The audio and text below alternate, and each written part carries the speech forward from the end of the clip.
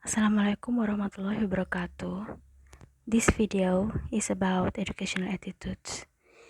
In this video, I would like you understand and learn the way of how the lives of students in university. And also, I would like you take the positive way to implement the ethics and what is the expectation of students toward learning, and it is also discussing the relationship between students and lecturers, students and staffs, and among students. And the students also learn the ethics and rules usually universities have.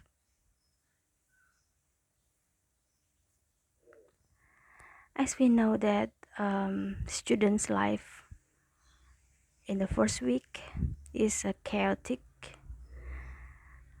each quarter or semester during each quarter or semester, and registering for classes, becoming familiar with the building on campus, buying books, adding and dropping classes, and paying fees are confusing for everyone. International students accustomed to their country's educational expectations must adapt to new classroom norms in a foreign college or university. And during the busy period, there is a little time for students to anticipate what they will later encounter in the classroom. And during classes, we try to obey rules and adapting norms. It is not always easy to understand a new educational system.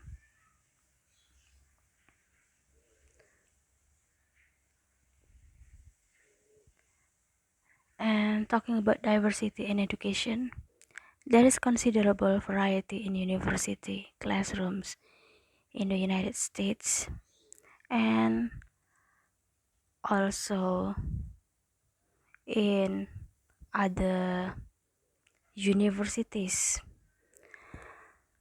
in other countries.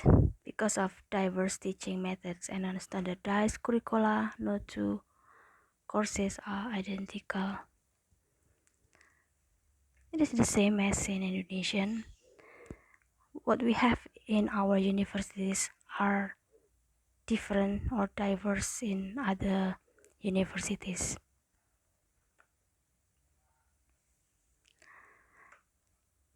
Participation in the classroom is not only accepted but also expected of the student in many courses. Although there are formal lectures during which students has a passive role, such as listening and taking notes, many courses are organized around classroom discussions, student questions, and informal lectures. In graduate seminars, the professor has a managerial role and the students make presentations and lead discussions. The students do the actual teaching in these seminars. And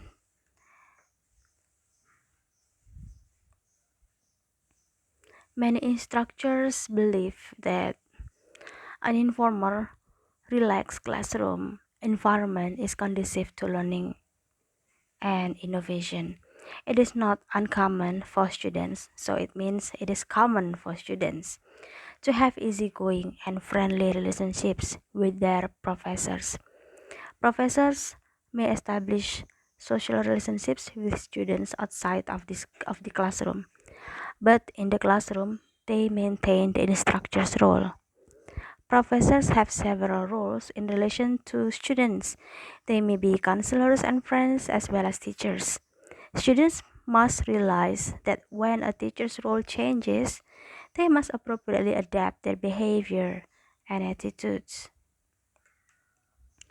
And now we go to independent learning. Yeah, it is also expected by many teachers and lecturers here for students to be independent learning. Many teachers believe that the responsibility for learning lies with the student.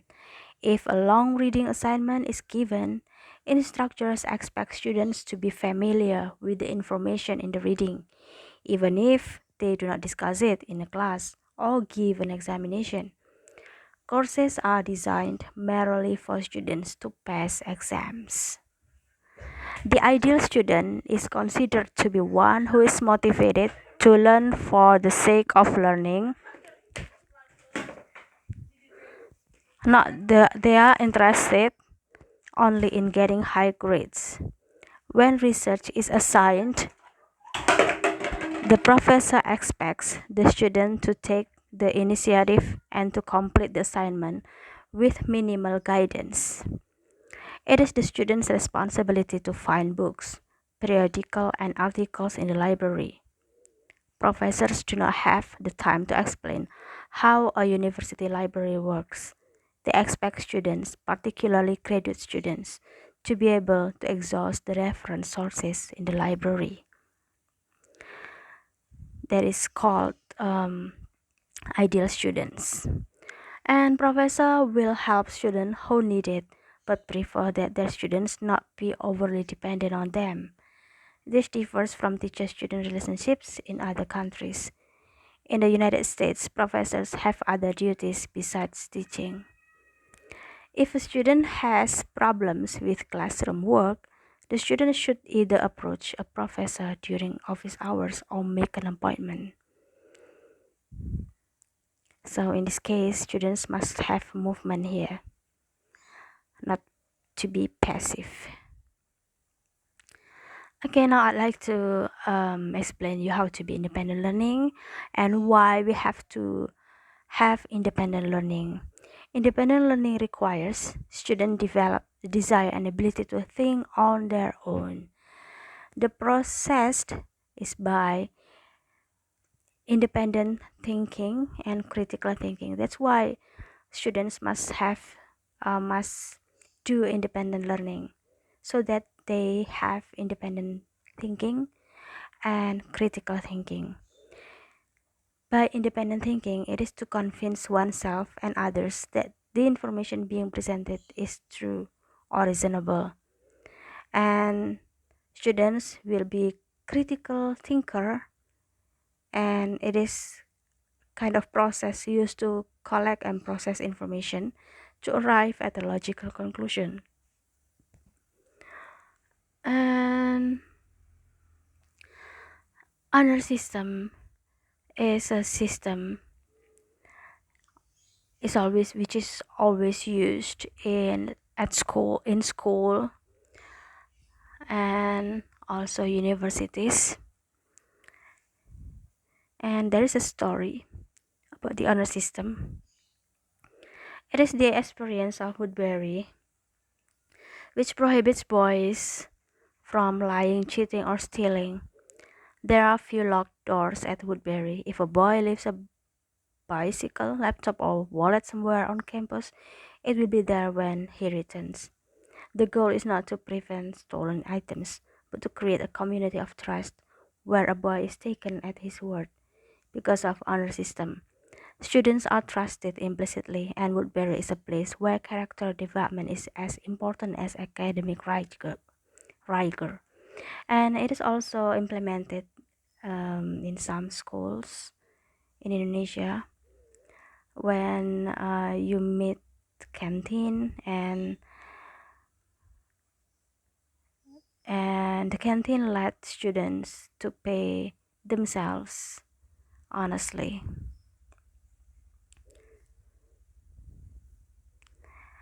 And ideally, the teacher-student relationship at universities is characterized by trust.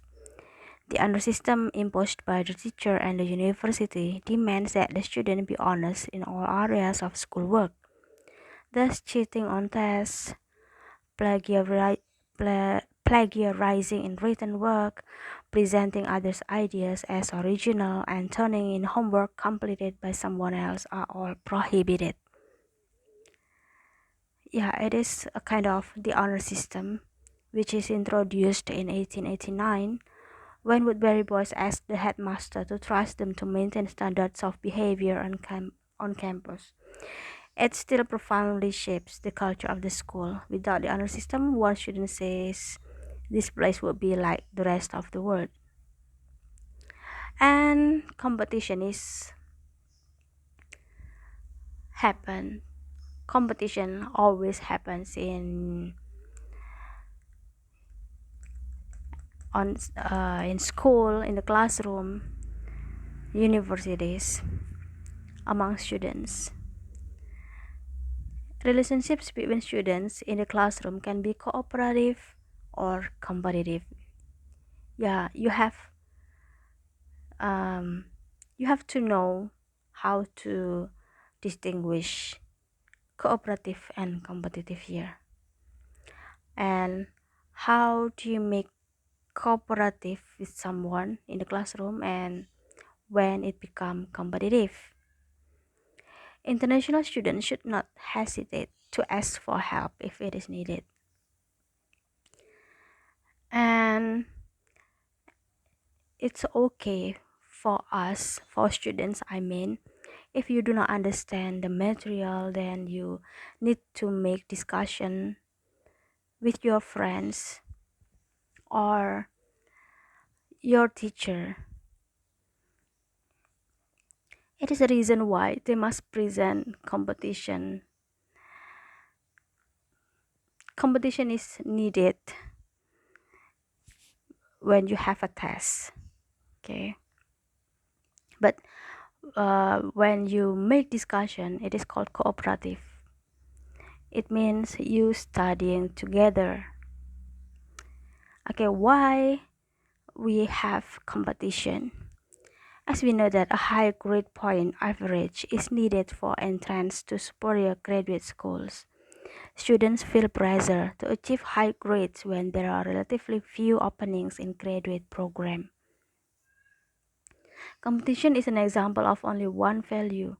Educational practices such as the honor system and student participation indicate a respect for individual responsibility and independence. Okay, now we go to the conclusion, which is concluded in cultural notes. During the first 2 years of an undergraduate education, a student must take some required courses which are usually not part of his or her major. An undergraduate in engineering, for example, is required to take general courses in the fields of history, sociology, and others. And like you have Pancasila, and then you have religion, and then Indonesian studies, etc. Yeah, it is usually um, you take during the first 2 years, and you must take it. And the grading system usually uses letter A, B, C, D, F with the corresponding grade points. But you have A, B, C like this. It's different to other campus. And the grade points is 4, 3, 2, 1, 0, and that make up the GPA, grade point average. Academic counselors are available to help students choose classes and majors and arrange schedules.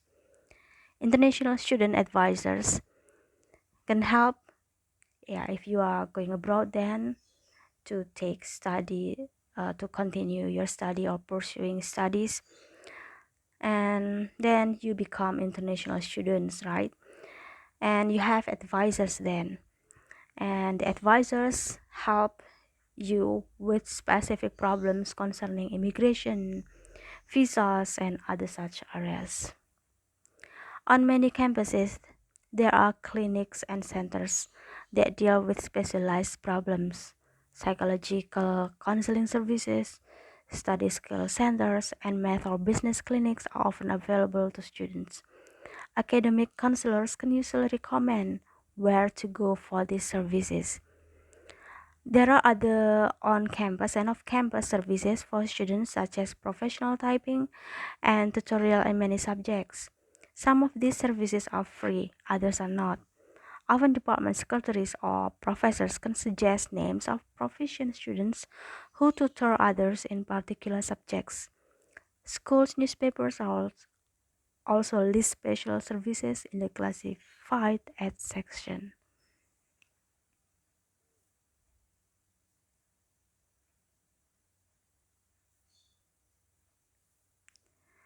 Okay, now that's all. Um, I hope you can take the benefit of this video, and I see you later. Assalamualaikum warahmatullahi wabarakatuh.